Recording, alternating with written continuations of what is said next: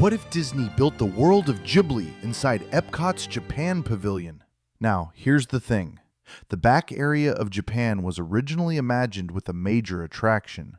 At one point, Disney considered a Mount Fuji-style roller coaster, almost like a mix between the Matterhorn and Space Mountain. But what if, instead of Mount Fuji, somehow got the rights to Studio Ghibli? Hidden behind the Japan Pavilion was one of the most beautiful dark rides ever created.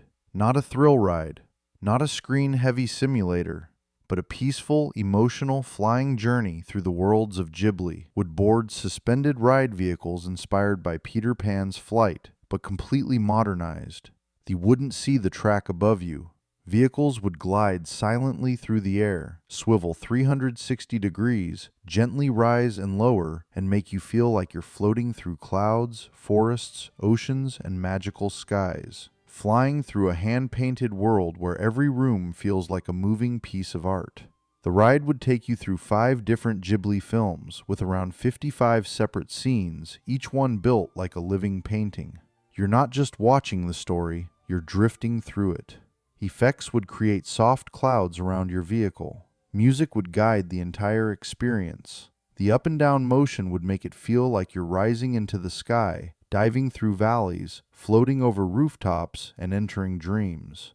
They would be the kind of attraction where people don't leave screaming, they leave quiet, leave emotional, leave feeling like they just experienced something beautiful. Maybe even the first Disney attraction that people describe not just as a ride, but as a true work of art. The room would reveal another world, peaceful forest, glowing bathhouse, flying castle, quiet countryside, sky full of spirits. And then, at the end, the ride would bring everything together in one massive farewell scene. Final room where the entire world of Ghibli surrounds you. Characters, landscapes, music, clouds, and color all blending together into one final goodbye. Loud. Not chaotic, just beautiful. The kind of ending that makes you want to ride it again immediately. And when you exit, you wouldn't just walk back into EPCOT. You'd enter the World of Ghibli's store, expanding the small Ghibli merchandise section that already exists in Japan today into a full themed shop.